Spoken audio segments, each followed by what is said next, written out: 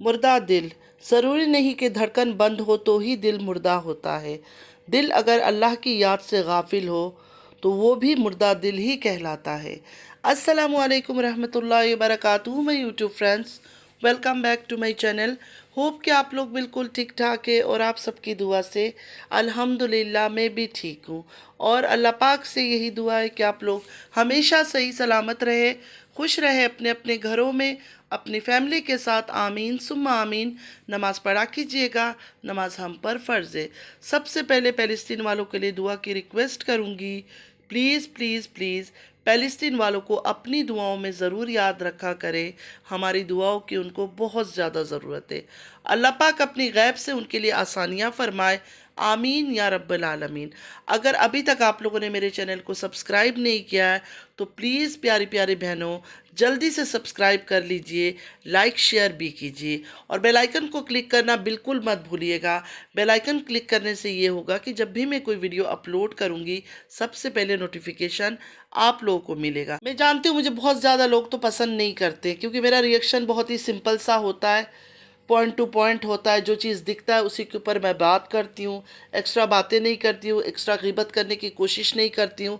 हाँ, जो चीज़ on camera दिखाकर ड्रामा ढोंग रचाया जाता है उसके ऊपर मैं बात करती हूँ। तो बहनों से मैं यही रिक्वेस्ट करूँगी कि जब जब आप लोग मेरे वीडियो देखते हैं तो लाइक का बटन को क्लिक कर दिया करें। ये तो नहीं कि सिर्फ 24 या 25 लोग ही मुझे पसंद करते हैं। अगर 400-500 लोग भी मुझे देख रहे हैं तो कोई उसमें से 100 लोग तो होंगे जो मुझे पसंद करते होंगे। तो प्लीज़ लाइक का बटन को भी क्लिक कर दिया करें। चलिए आप लोग का वक्त ज़ाया ना करते हुए स्टार्ट करते हैं आज का रिएक्शन। जैसे कि मैंने पहले कहा था कि मुझे ऐसा लगा था कि तारा शायद इस बार हज के लिए जा रही है। जिस तरह ये सरप्राइज़ कह रही थी ना, सरप्राइज़ ट्रिप है, तो मुझे ऐसा लगा था कि शायद हज के लिए जा रही है। खैर बाद में पता चला कि वो इंटरनेशनल ट्रिप पे जा रही है। अब सवाल ये उठता है, मतलब मेरे दिल में ये सवाल आया कि ऐसे मौके पर, कुर्बानी की ईद के मौके पर कौन घर से बाहर जाता है?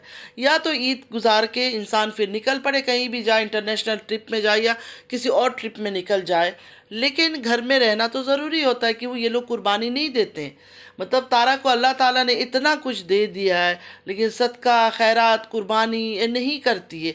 अभी भी बस इनकी शॉपिंग शॉपिंग शॉपिंग हो रही है। मतलब सबके, मैं सच कहूँ यासीन ख़ानदान की और अकबर ख़ानदान की, सबके बारे में बोल रही हूँ। वहाँ सऊदीया में भी मैंने कई दिन पहले से सुना तैयारियाँ शुरू है, कपड़े बन रहे हैं, कपड़े पसंद किए जा रहे हैं।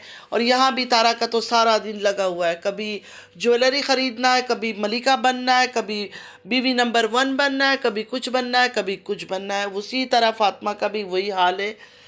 बच्चों के कपड़े ले लिए, इस बार बच्चों के कपड़े आ गए, इस बार मैंने ये ले लिया। इनकी जगह अगर कोई और इंसान होता ना या कोई और फैमिली होती ना, सजदे से सर ना उठाते। क्योंकि कितने गुर्बत में थे ये लोग, कितने गुर्बत में थे ये लोग और कहाँ से कहाँ अल्लाह ताला ने इनको पहुँचा दिया। लेकिन इतने नाशुक्र लोग हैं, सारा दिन मार्केट मार्केट, बाज़ार बाज़ार। आज ये अबाया ले लिया, कल ये सूट ले लिया, पर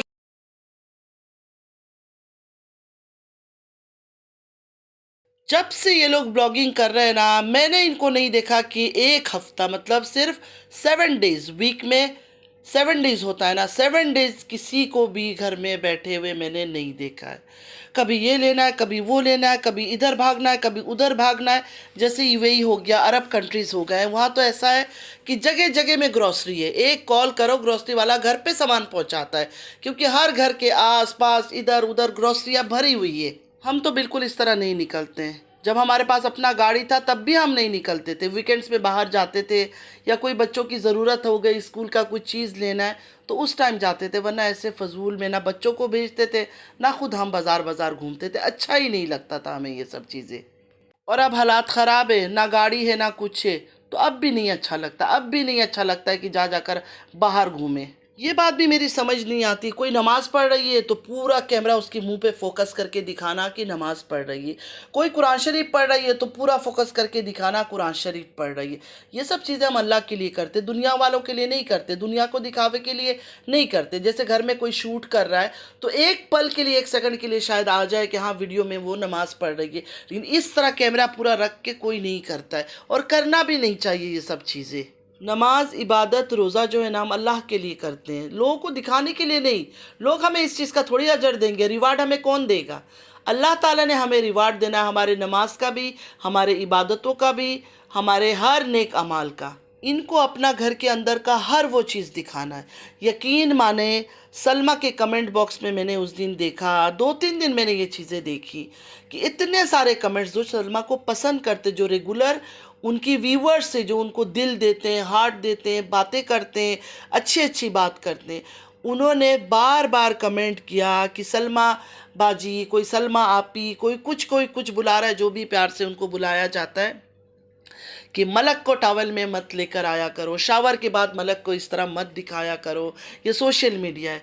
तो क्या सलमा को इन चीज़ों की समझ नहीं है? मुझे खुद आप लोग बताएं, आप लोग तो सलमा से प्यार करते हैं ना, तो आप लोग खुद जाके सलमा को बोले कि मत दिखाओ। माना कि मलक अभी बहुत ज़्यादा छोटी है, लेकिन इंशाअल्लाह बड़ी हो जाएगी। देखते देखते पलक झपकते लड़कियां जवान हो जाती है। सेम हरकत जो है तारा करती थी। आयत को अभी शावर लेके जा रही हूँ, शावर देकर टॉवल में लेकर आ रही हूँ, फिर कपड़े पहना रही हूँ, फिर ये कर रही हूँ, फिर वो कर। अरे क्यों करते हो आप लोग ये सब? क्यों करते हो? क्यों अपने बच्चों की ज़िंदगी बर्बाद करना चाहते हो? क्यों खुद की आखिरत बर्बाद कर रहे हो? सोशल मीडिया में ये सारे वीडियोस ऐसे ही रह जाएगा। बच्ची हमेशा बच्ची तो नहीं रहेगी, एक दिन वो लड़की जवान भी होगी। जो बातें कर रही हूँ ना, शायद आप लोग को बुरा लग रहा है, शायद आप में से जो पसंद करते तारा को या जो पसंद करते सलमा को, उनको बुरा लग रहा है, लेकिन यकीन माने जो बातें मैं कर रही हूँ ना, बिल्कुल सही बात कर रही हूँ। इनको अपनी बेटियों को जो है ना संभाल के रखनी चाहिए, ना कि नुमाइश करनी चाहिए यूट्यूब में, चाहे छोटी हो चाहे बड़ी हो। चलिए थोड़ा सा बात कर लेते हैं साजिद के ऊपर। साजिद का कल का ब्लॉग का टाइटल था कि कौसर भी हमारे साथ ट्रिप पर जा रही है। मतलब किस तरह का आदमी है ये, किस तरह का आदमी है, किस तरह की ये बातें करता है। मतलब ट्रिप पर जा रही है तो लेके चले जाओ ना, घुमाने लेके जाओ अपनी बीवी को, अगर आपकी बीवी है। हमें तो आज भी वही लगता है कि ये बीवी नहीं है, लेकिन आप कहते हो बीवी है, बच्चा भी हो गया है, तो ठीक है, मान लेते हैं आपकी बीवी है। तो बीवी को लेकर जाने में इतना ड्रामा करने की क्या ज़रूरत है? पहली बीवी को अगर आप लेके जा रहे हो तो दूसरी वाली का भी हक बनता है, उसको भी घुमाओ। यहाँ ये बात भी मैं क्लियर कर लेती हूँ, अगर कौसर इनकी बीवी है और कौसर भी अपना ब्लॉग शूट करती, ब्लॉग बनाती, तो आई एम श्योर कि कौसर भी पैसे कमाती, कौसर भी अच्छा खासा पैसे कमाती। कुछ लोग हमेशा ये कहते हैं कौसर बेकार है, कौसर कुछ नहीं करती है, कौसर को साजिद भी पाल नहीं सकता है, तारा उसके ऊपर सब कुछ कर रही है। तो मेरी प्यारी प्यारी बहनों, आप लोग इतना एतराज़ करते हो तो आप लोग तारा को ये क्यों नहीं कहते हो कि कौसर को भी एक यूट्यूब चैनल बना दो? जब तारा के ख़ानदान के, अकबर ख़ानदान हो, यासीन ख़ानदान हो, 75 से अवाब लोग या 60 से अवाब लोग जो हैं, उनके चैनल बने हुए, जो बोल नहीं सकते, चल नहीं सकते, वो चैनल चला रहे हैं, तो अगर कौसर का भी एक चैनल बन जाएगा और वो ब्लॉग बनाएगी तो क्या मसला है? उसमें कोई मसला नहीं है। तारा के सर में भी बर्डन नहीं होगा, कौसर अपना कमाएगी, साजिद जो कमाता है वो आधा तारा को दे, आधा कौसर को दे, और कौसर जो कमाएगी वो अपना रखे। दोबारा बात कर लेते हैं कि साजिद ने कौसर से पूछा कि तुम विलेज जाओगी या हमारे साथ ट्रिप पर जाओगी, मतलब मरी वगैरह घूमने जाओगी? तो कौसर को जैसे सिखाया गया था कि जब तुमसे साजिद पूछे तुम ये जवाब देना, इंस्ट्रक्शन दिया गया था, तो कौसर ने उसी हिसाब से हंसते हुए, मुस्कुराते हुए कहा कि नहीं, मैं तो विलेज जाऊंगी। कौसर का ये जवाब तो हमें पहले से ही पता था, कौसर यही जवाब देगी, हमें पता था, क्योंकि जब जब कौसर कराची आई है तो यही हुआ कि कौसर को विलेज जाना है, कौसर को यहाँ नहीं रहना है। तो अब भी ये बात हमें पता था पहले से ही। जैसे ही साजिद ने सवाल किया, हमें तो पता था कि कौसर ने यही जवाब देना है कि मुझे तो विलेज जाना है, क्योंकि कौसर अपनी माँ, भाई, बहन जो भी है, विलेज सबको मिस कर रही है। ये हर बार का ड्रामा होता है, कोई पहली बार नहीं हुआ। तो ये सब देख देख के हमें खुद ही पहले से पता चल जाता है कि अब क्या होने वाला है। जिस आदमी को अपनी बीवी को घुमाना है या घूमने के लिए लेकर जाना है, जैसे कि अब तारा के साथ ट्रिप पे निकल रहा है, कोई बुरी बात नहीं है, तारा उनकी बीवी है, बच्चे हैं, उनके साथ अगर वो जा रहे हैं तो अच्छी बात है, इसमें खुशी की बात है, कोई ना जलन की बात है, ना कोई हसद की बात है। ठीक है, बच्चे खुश होंगे, बच्चों को घुमाना चाहिए, क्योंकि अल्लाह ताला ने इनको इतना पैसा दिया तो खर्च करे, उसमें कोई हर्ज नहीं है। लेकिन ये बीवी जो है, अगर कौसर बीवी है तो इसका भी तो हक बनता है ना। तारा को दुबई चली गई, इधर चली गई, उधर चली गई, तो कौसर को भी कम से कम पाकिस्तान के अंदर तो कुछ जगह दिखा दो, घुमा दो। कराची आती है ऐसे ही वापस चली जाती घर के अंदर रह के। इस्लामाबाद आई, वहाँ से भी ऐसे ही जा रही है। जब से 13 साल की मोहब्बत से साजिद ने शादी किया है, उसको लेकर कोई सिंगल जगह घूमने नहीं गया, कराची तक उसको नहीं घुमाया। अब ये लोग इस्लामाबाद में हैं, यहाँ भी सिर्फ बच्चा हुआ कौसर का, बाकी सिंगल जगह नहीं निकली, ना ही घूमी है। वैसे जिसको वाइफ को घुमाना होता है वो ये ड्रामे नहीं करता है कि ट्रिप जाओगे या विलेज, वो सीधा सीधा कहता है कि चलो तुम्हें लेकर घुमाने के लिए जा रहा हूँ, या बाहर जा रहा हूँ, या 2 दिन के लिए, या 2 दिन के लिए, या 1 दिन के लिए, कुछ भी। वो सीधा बीवी को कहता है चलो तैयार हो जाओ, हम घूम कर आते हैं। जिसको बीवी को घुमाने लेकर जाना है वो सीधा उसको घुमाने लेके जाएगा, तैयार हो जाओ चलो हम घूमने निकलते हैं। वो यहाँ ऑन कैमरा बैठ के ब्लॉग शूट करके ड्रामा नहीं करेगा कि तुम्हें जाना है या नहीं जाना है। मतलब साजिद ने 13 साल इंतज़ार के बाद जाकर अपनी 13 साल की मोहब्बत से शादी कर लिया, लेकिन उसको लेकर कोई सिंगल जगह, इवन पाकिस्तान के अंदर भी बहुत खूबसूरत खूबसूरत जगह है, कहीं आसपास भी इंसान इलाकों में लेके चला जाए, घुमा ले जाके बीवी को, कि नहीं, साजिद ने ये काम बिल्कुल नहीं किया। फिर भी लोग कहते हैं कि नहीं, वो तो कौसर की बातें सुनता है, वो कौसर से डरता है, वो कौसर का ज़्यादा केयर करता है। केयर वेयर कुछ भी नहीं करता है, सारी फेक हरकतें करता है, साफ दिखता है। लोगों को इतनी बात समझ नहीं आती है कि कौसर को सिर्फ दिखाया जाता है कि कौसर के लिए ये कर रहा हूँ, कौसर के साथ हंस रहा हूँ, कौसर के साथ बोल रहा हूँ। सिर्फ और सिर्फ ऑन कैमरा लोगों को दिखाया जाता है, व्यूवर्स को, कि तारा को सिंपैथी मिले कि देखो तारा इतनी हसीन तरीन औरत, इतनी खूबसूरत, इतनी स्मार्ट, इतनी पैसे कमाने वाली, फिर भी देखो शौहर कौसर जैसी औरत के पीछे पड़ा हुआ है। अगर ये आदमी इंसाफ पसंद होता ना, तो दोनों को बराबर का हक देता, किसी को ज़्यादा किसी को कम नहीं। यहाँ कौसर बहुत खसारे में है। अगर सच में ये शादी हुई है तो कौसर को बिल्कुल नेगलेक्ट किया जा रहा है। लेकिन सडनली अभी मेरे दिल में ये ख्याल आया कि शायद जो साजिद है वो भी कंफ्यूज्ड है कि कौसर उनकी वाइफ है भी या नहीं है। अच्छा, एक और चीज़ नोटिस करना कि डेली सुबह का एक ड्रामा होता है कि इब्राहिम को बाहर घुमा रहे हूँ, इब्राहिम कैसे हो, इब्राहिम क्या कर रहे हो, लेकिन प्यार नज़र नहीं आता, कोई फीलिंग्स नज़र नहीं आता। उसी जगह जब साजिद आयत से बात करता है ना, तब देखना सच्चा लगता है, सच्चा प्यार, एक बाप का जो प्यार होता है ना अपनी बेटी के लिए, अपने बच्चे के लिए, वो नज़र आता है। लेकिन जब इब्राहिम से बात करता है ना, कभी भी वो चीज़ नज़र नहीं आती। चलिए आप थोड़ा सा बात कर लेते हैं तारा के बारे में। साजिद ने तारा को बोला कि वीज़ा लग चुका है, मतलब बहुत ही आराम से रिलैक्स कहीं बेड पे, पता नहीं सोफ़ा में कहीं बैठे हुए थे, बैठकर बोला कि वीज़ा लग चुका है। और तारा ने सच में वीज़ा लग चुका है। मतलब तारा एज़ यूजुअल एक्टिंग करती हुई, मतलब वो एक्टिंग में एक्सपर्ट है, ऐसे एक्ट करने लगी जैसे ब्लॉग में ही साजिद ने ये गुड न्यूज़ पहली बार सुनाया है। अच्छा, वीज़ा लग गया सच में, उफ, इतना इरिटेटिंग हरकतें इनकी। के बाद तारा का एक टाइटल देखा, उसमें लिखा हुआ था हस्बैंड को छोड़ूंगी नहीं अब। मतलब ये सब बात करना ही क्यों, घर में बच्चे बड़े हो रहे हैं, बेटा जवान हो चुका है, ये सब छिचोरापन करके क्या मिलता है और कैसे कर लेते हैं ये लोग। ना ही तारा और साजिद की अभी शादी हुई है, ना ही ये लोग कोई न्यूली वेड कपल है, ना ही कोई टीनेजर जोड़ा है कि लोगों को अच्छा लगे कि देखो छोटे छोटे बच्चे, अभी शादी हुई है, ये सब छिचोरा हरकतें कर रहे हैं। इनके अपने घर में बेटा जवान है, इस तरह की हरकतें करने की क्या ज़रूरत है। इंसान चाहे कम उम्र भी, अगर जिस तरह ये कहती है हमारे कम उम्र है, जैसे नैनू की उम्र बढ़ नहीं रही है, तारा की उम्र भी बढ़ नहीं रही है, उसी जगह ठहरी हुई है, तो इंसान फिर भी बच्चे होने के बाद मैच्योर हो जाता है, हो जाना चाहिए। अच्छा, उसके बाद बच्चों के लिए मीठा पराठा बनाया तो साजिद के लिए भी एक छोटा सा पीस ले गई गाड़ी में जाते हुए। इतना प्यार हस्बैंड के लिए पता नहीं इतने साल कहाँ छुपा रखा था तारा ने, आज तक हमें नज़र नहीं। हाँ, एक बार मुझे नज़र आया था ये प्यार का नाटक, जब ये विलेज गई थी और विलेज से साजिद के साथ लाहौर गई थी या कहीं तो गई थी, उस टाइम पर मैंने ये ड्रामा देखा था। कभी साजिद के शोल्डर पे सर रखना, कभी ड्राइव करते हुए हाथ को पकड़ना, ये सब चीज़ें हाँ उस टाइम पर मैंने देखा था। लेकिन इन लोगों को क्या मज़ा आता है ये सब छिचोरापन करके, किस लिए करते हैं। बच्चे इनके जवान हो गए, स्कूल गोइंग है, स्कूल जाते हैं आते हैं, इनके ब्लॉग्स हर कोई देखता है। इनको तो अपने बच्चों के बारे में सोचना चाहिए, बच्चों को शर्मिंदा कर रहे हैं।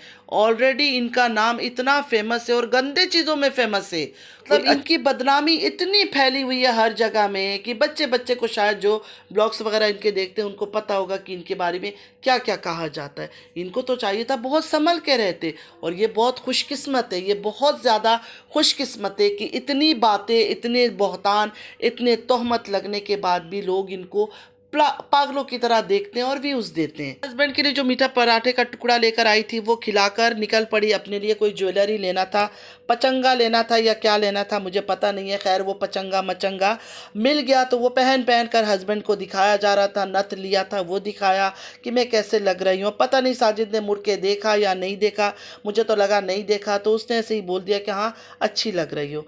उसके बाद तारा का जो रोमांटिक ड्रामा शुरू हुआ है ना, वो सुनिए। अफसोस तो इस बात का है श्रीमान कि आप हमसे हमारी ज़िंदगी मांग लेते, हम आपको खुशी खुशी दे देते, लेकिन आपने तो हमसे हमारा गुरूर छीन लिया।